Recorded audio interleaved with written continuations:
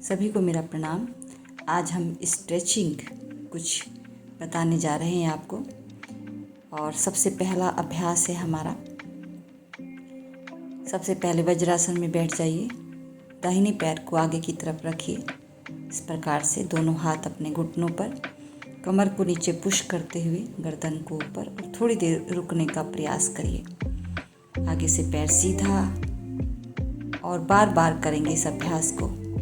गर्दन ऊपर खींचने से यदि आपका बैलेंस बिगड़ता है तो शुरू में आप गर्दन को ना खींचें, और अगर आपका पीछे जाने से बैलेंस बिगड़ता है तो दोनों हाथों को आप मैट पर रख लीजिए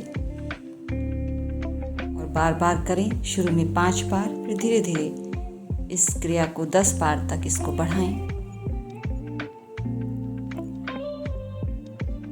दोनों हाथ मैट पर रखते हुए कोशिश करें पहले पेट, फिर छाती और फिर सिर को अपने घुटने से लगाने की, और स्ट्रेचिंग को फील करें। यही हम दूसरी तरफ से भी करेंगे, दूसरे पैर से। कमर पर, हिप जॉइंट्स पर, घुटनों पर, पेट पर, आपके सर्वाइकल पर, थायराइड पर, जिस तरह का भी आपको प्रभाव महसूस हो रहा है पूरे शरीर पर, उसको ज़रूर से ज़रूर देखते रहेंगे।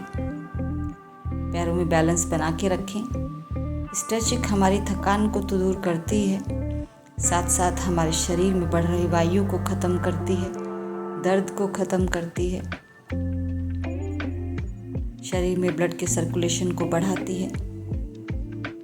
और सिर, अगर शुरू में आपका सिर इस तरह से ना लगे तो धीरे धीरे जितना लगे उसको धीरे धीरे अभ्यास करते करते, कोशिश करते हुए आप इसको लगाइए। वापस से वज्र में। दूसरा अभ्यास हमारा रहेगा कमर के बल। कमर के बल लेट जाइए। इस अभ्यास को आप हाथ से या फिर अपने दुपट्टा या योगा बेल्ट आपके पास अगर है तो उसको उपयोग में करके आप उसकी सहायता से आप स्ट्रेचिंग कर सकते हैं। तो बाएं पैर को और बाएं हाथ से इसको पकड़ना है आपको। दाएं पैर को सीधा फैला लीजिए और बाएं तरफ ही जाइए लेकर, गर्दन को भी बाएं तरफ ही, दूसरे हाथ को कंधे की सीध में फैला दीजिए। थोड़ी देर रुकने का प्रयास कीजिए। 5 तक काउंटिंग करिए, धीरे धीरे फिर 10 तक काउंटिंग करते हुए रुकिए। धीरे धीरे इस अभ्यास को बढ़ाइए। सीधा करिए पैर को।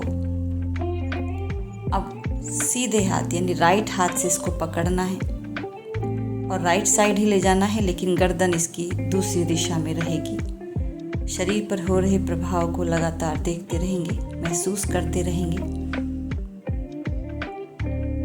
जिन लोगों को कमर दर्द रहता है, कमर दर्द के लिए भी बहुत ही सुंदर आसन है ये।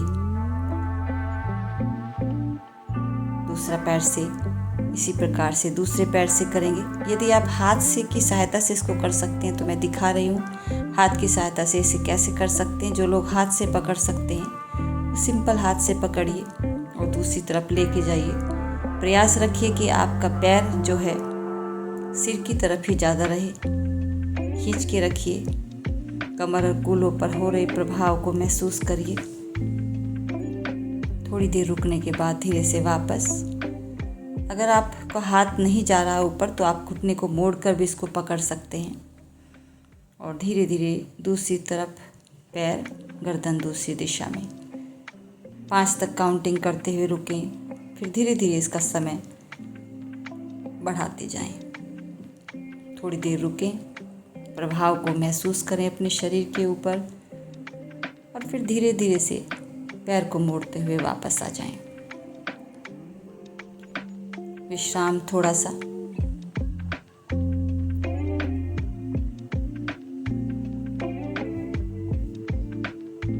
अगला अभ्यास हमारा, पहले दोनों घुटनों को मोड़ लीजिए। अपने एंकल को, टखने को दूसरे घुटने पर रख लीजिए। यदि आप इसको हाथ से नहीं कर पाए तो आप दुपट्टे का या बेल्ट का इस्तेमाल कर सकते हैं। मैं दोनों तरह से आपको बता रही हूँ करके। अगर हाथ से पकड़ सकते हैं, हाथ से पकड़िए, सांस को बाहर निकालते हुए अपनी तरफ खींचिए। कम से कम 30 सेकंड इसे रुकने का प्रयास कीजिए। शुरू में 10 सेकंड से शुरू करिए। और यदि आप हाथ से पकड़ नहीं सकते हैं तो फिर आप बेल्ट का दुपट्टे का इस्तेमाल कर सकते हैं। इस प्रकार से भी पैर को पहले ऊपर रखकर फिर घुटने को रख सकते हैं और फिर अपनी तरफ इसको खींचना है। काउंटिंग करते रहना है मन में, 10, 15, 20, जितना भी 30 मिनट 30 सेकंड तक आप इसको शुरू में रोकने का प्रयास कीजिए। ये कमर दर्द, सियाटिका दर्द, बढ़ी हुई वायु पैरों में, कमर में, पेट में, उस पर बहुत सुंदर इसका प्रभाव आता है। कमर में दर्द और सियाटिका पेन के लिए भी बहुत ही शानदार आसन है ये।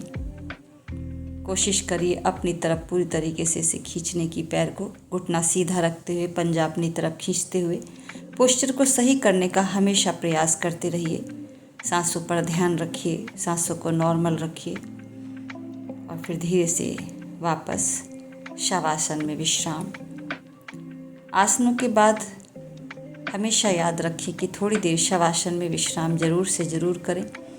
इससे हमारी हीलिंग पावर बढ़ती है, शरीर में ऊर्जा का संचार होता है और आसनों के जो प्रभाव हमारे शरीर पर हो रहा है उसके प्रभाव में भी बढ़ोतरी होती है।